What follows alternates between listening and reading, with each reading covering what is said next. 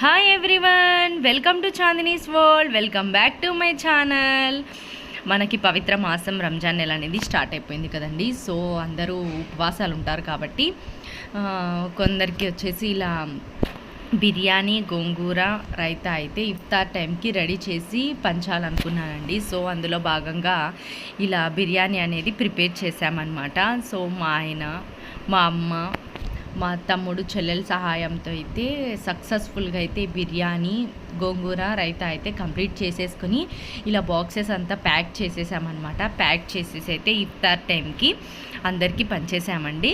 So ఇది ఎలా నేను ప్రిపేర్ చేశాను, ఎలా అనేది మీతో షేర్ చేసుకోవాలని చెప్పేసి వీడియో షూట్ చేయడం జరిగిందండి. సో ఇలా చికెన్ అయితే ఒక 6 కేజీలు బిర్యానీ ముక్కలు అయితే కొట్టించేసాను. అందులో వచ్చేసి లెగ్ పీసెస్ ఇలా అంతా వేసామన్నమాట, కొట్టించేసానమాట.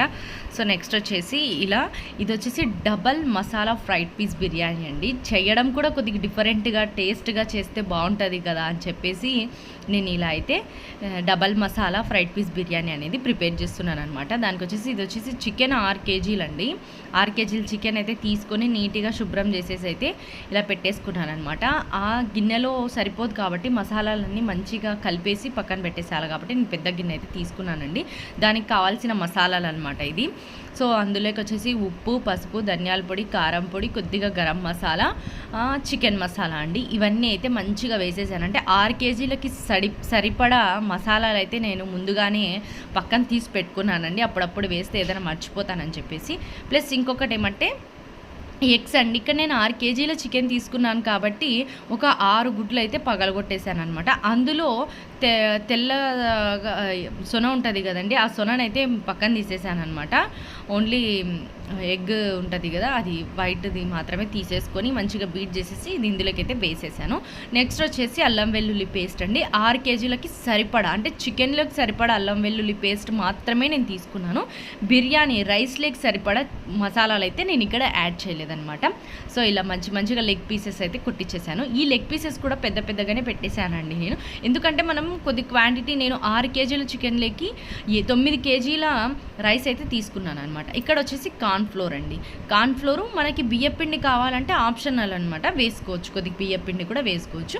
లైట్గా కొద్దిగా అయితే నేను కలర్ అనేది ఇక్కడ వేసానండి. ఎందుకంటే కొద్దిగా మంచిగా కలర్ కనిపిస్తే బాగుంటుంది కదా అని చెప్పేసి లైట్గా లిటిల్ బిట్ మాత్రమే వేసాను అనమాట. చూసారా, పెద్ద గిన్నె తీసుకోవడం వల్ల ఇక్కడ కలపడానికి అయితే ఈజీగా వచ్చింది. మసాలాలన్నీ మంచిగా ముక్కకైతే పట్టాయన్నమాట.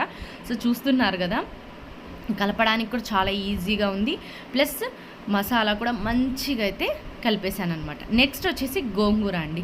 అంటే 1 by 1 చేసుకుంటూ వచ్చానమాట నేను. ఇక్కడ కటింగ్ అంతా వచ్చేసి మా అమ్మగారండి. మా అమ్మగారు అయితే లోపల కట్ చేసి ఇస్తున్నారనమాట. ఇక్కడ నేను గోంగూర అయితే ఒక 15 కట్టల గోంగూరని మార్నింగే ఒలిచేసి పెట్టేసింది మా అమ్మ. నెక్స్ట్ వచ్చేసి పాలకూర అండి. అది కూడా ఒక 10 కట్టలు అలా తీసుకున్నాం అనమాట. సో మంచిగా అయితే శుభ్రం చేసుకుంటున్నాను ఇక్కడ. ఇలా శుభ్రం చేసుకొని వాటర్లో గిన్నెలోకి అయితే వేసేసాను అనమాట. సో నెక్స్ట్ వచ్చేసి ఇంకా ఇందులోకి వేసే టమోటాలు, పచ్చిమిర్చి, ఎర్రగడ్డ ఇవన్నీ అయితే కట్ చేసుకున్నామండి ముందుగానే. ఇందులోకి సరిపడా, అంటే ఇంత క్వాంటిటీలోకి సరిపడా పచ్చిమిర్చి, టమోటా, ఎర్రగడ్డలు అన్నీ పచ్చివి అండి. ఇవన్నీ ఇందులోకి వేసేస్తున్నాను అనమాట. పైగా ఇప్పుడు నెక్స్ట్ మసాలాలు అనమాట. అంటే మనకి బిర్యానీలోకి కావాల్సిన గోంగూర అండి ఇది. ఇందులో కొద్దిగా మసాలా కూడా పడుతుంది. కొద్దిగా ఆయిల్ అయితే వేసేసాను అనమాట. ఇక్కడ గుప్పెడు చింతపండు అయితే కొద్దిగా తీసేసుకున్నాను. ఇక్కడ వచ్చేసి కొద్దిగా జీలకర్ర, ఉప్పు, కొద్దిగా పసుపు, ధనియాల పొడి, చెక్క లవంగం పొడి, జీలకర్ర ఇవన్నీ అయితే వేసేసానండి. ఇలా మొత్తం అయితే ఇది గోంగూరలోకి వేసే ఇంగ్రీడియంట్స్ అయితే మొత్తం అన్నీ వేసేయడం జరిగింది. ఆ గోంగూరలోకి కొన్ని వాటర్ వేసేసి ఇంకా స్టవ్ పైన అయితే పెట్టేసి అది ఉడికిస్తున్నాం అనమాట. సో నెక్స్ట్ ఇక్కడ ఏం చెప్పానంటే నేను double masala fried piece biryani అని చెప్పాను కదా. ఆల్రెడీ మనం ఒక చికెన్ మసాలాలన్నీ కలిపేసి ఒక మసాలా అయితే రెడీ చేసేసుకున్నాం అనమాట. డబల్ మసాలా అని చెప్పాము కదా. సో సెకండ్ మసాలా అనేది నేను బిర్యానీ కోసం అయితే రెడీ చేస్తున్నాను ఇక్కడ. సో కర్డ్ అండి, అది ఒక కేజీకి ఒక కప్పు కర్డ్ అయితే సరిపోతుంది. ఇక్కడ వచ్చేసి 3 పెరుగు ప్యాకెట్లు హర్సన్ వాడతానండి. సో తీసేసుకున్నాను అనమాట. యాజ్ ఇట్ ఈజ్ ఇక్కడ వచ్చేసి మసాలాస్ కొద్దిగా ధనియాల పొడి, కారం పొడి, పసుపు, ఉప్పు, నెక్స్ట్ వచ్చేసి కొద్దిగా గరం మసాలా, చికెన్ మసాలా, ఇంకొకటి ఏమంటే బిర్యానీ దినుసులు యాడ్ చేసేసాను. బిర్యానీ మసాలా కూడా యాడ్ చేసేసి ఇక్కడ మంచిగా అయితే ఉండలు లేకుండా మొత్తం అంతా అయితే కలిపేస్తున్నాను అనమాట. ఇలా చూసారు కదా, ఇంకా పెరుగు ఉండలు ఉంటుంది కదా, సో ఆ ఉండలు లేకోకుండా మనం వేసిన మసాలా అంతా ఒకే చోట లేకోకుండా వేసేసాం. ఇక్కడ గోంగూర అయితే పెట్టేసాం కదా స్టవ్ మీద, ఆ గిన్నె సరిపోదని నేను గిన్నె మార్చేసానండి, వెనపడానికి కూడా ఈజీ ఉంటుందని. సో ఒకసారి అయితే కలియదిప్పేసాను. ఇక్కడ కటింగ్ అనేది మా అమ్మగారు చేస్తున్నారు కదా, ఇది వచ్చేసి రైతా ప్రిపరేషన్ అనమాట. సో అక్కడ ఇంట్లో జరుగుతుంది, లోపల బయట అయితే సెట్టింగ్ అంతా పెట్టేసుకున్నాం అనమాట. సో ఇప్పుడు ఫ్రైడ్ పీస్ అని చెప్పాము కదా, సో చికెన్ అంతా మ్యాగ్నెట్ అయిపోయింది అనమాట. మంచిగా ఒక 1.5 అవర్ పక్కన పెట్టేశానండి. ఫ్రిడ్జ్లో పెడదామంటే ఇంకా అంత పెద్దది పట్టదు కాబట్టి నేను బయట పెట్టేశాను అనమాట. సో కొద్ది క్వాంటిటీ అయితే పెట్టేసుకోండి. ఇక్కడ ఆయిల్ అయితే కడాయిలోకి వేసేసామన్నమాట. వేసేసిన తర్వాత ఇంకా వాయాల వారీగా నేను చికెన్ అయితే ఇట్లా పీస్ అనేది మంచిగా ఫ్రై చేస్తున్నాను అనమాట. చూసారు కదా, ఆ కోటింగ్ కానీ అదంతా మంచిగా అయితే ముక్కలకంతా పట్టేసింది. సో ముక్క కూడా చెదరకోకుండా పెద్ద పెద్ద ముక్కలు కాబట్టి మంచిగా ఉందనమాట. సో ఇలా అయితే వాయిల వారిగా అయితే చికెన్ అంతా నేను మంచిగా ఫ్రై చేసేసామన్నమాట.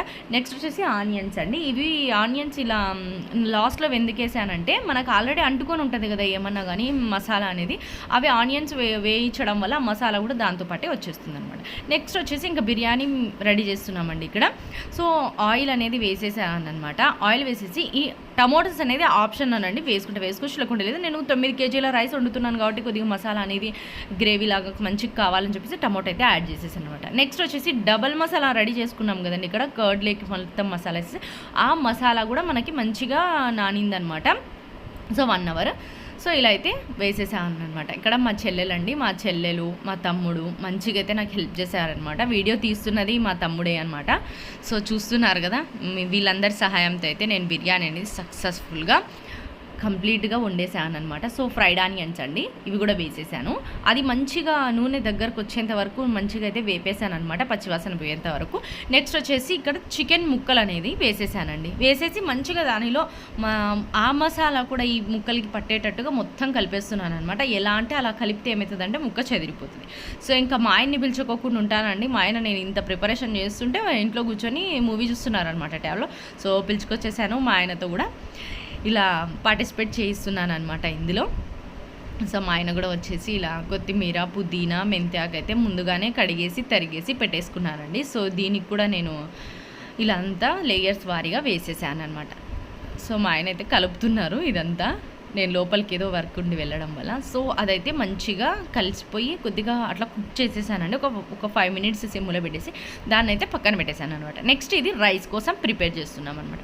ఇందులోకి కొద్దిగా ఆయిల్ వేసి, కొద్దిగా అండి ఎక్కువైతే వద్దనమాట, ఆయిల్ వేసేసి పచ్చిమిర్చి, కొద్దిగా అల్లం వెల్లుల్లి పేస్ట్, కొద్దిగా మసాలా దినుసులు అనేది వేసేసి అది కొద్దిగా ఫ్రై అయిన తర్వాత తగినన్ని వాటర్ అండి, ఉడికి అన్ని వాటర్ అయితే వేసేసాను అనమాట. నెక్స్ట్ ఉప్పు, తగినంత ఉప్పు అయితే వేసేసాను.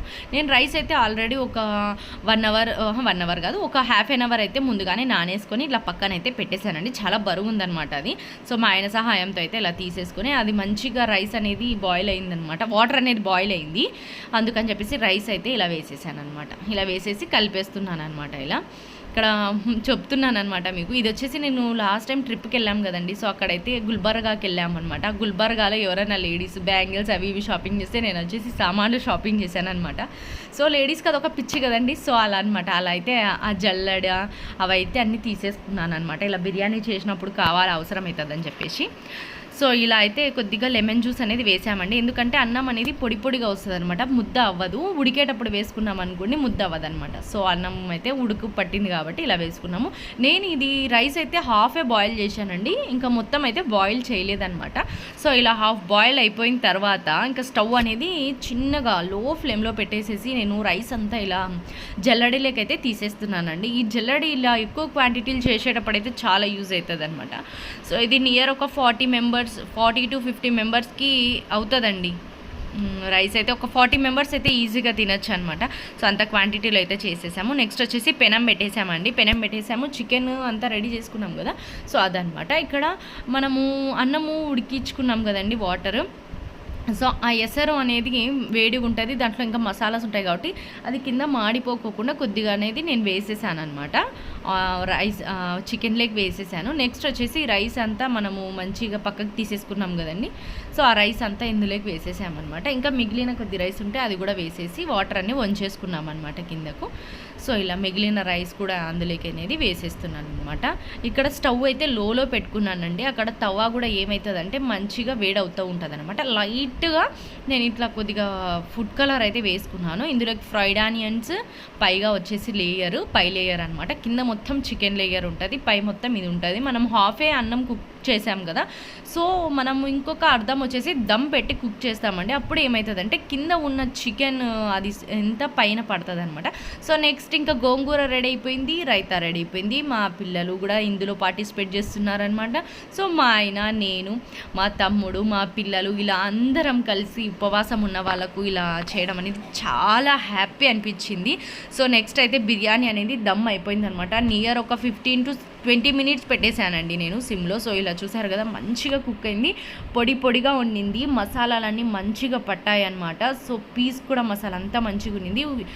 ఎక్సలెంట్ సూపర్ టేస్ట్ వచ్చిందండి నిజంగా. అంటే మా ఆయన చెక్ చేస్తున్నారనమాట, అంటే ఉడికిందా ఎలా ఉందని. చాలా నీట్గా మంచిగా ఉడికిపోయిందండి.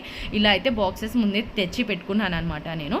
సో ఇలా అయితే అంతా రెడీ చేసేసాము. ఇలా హ్యాపీగా ఎండ్ అయిపోయింది. Thank you.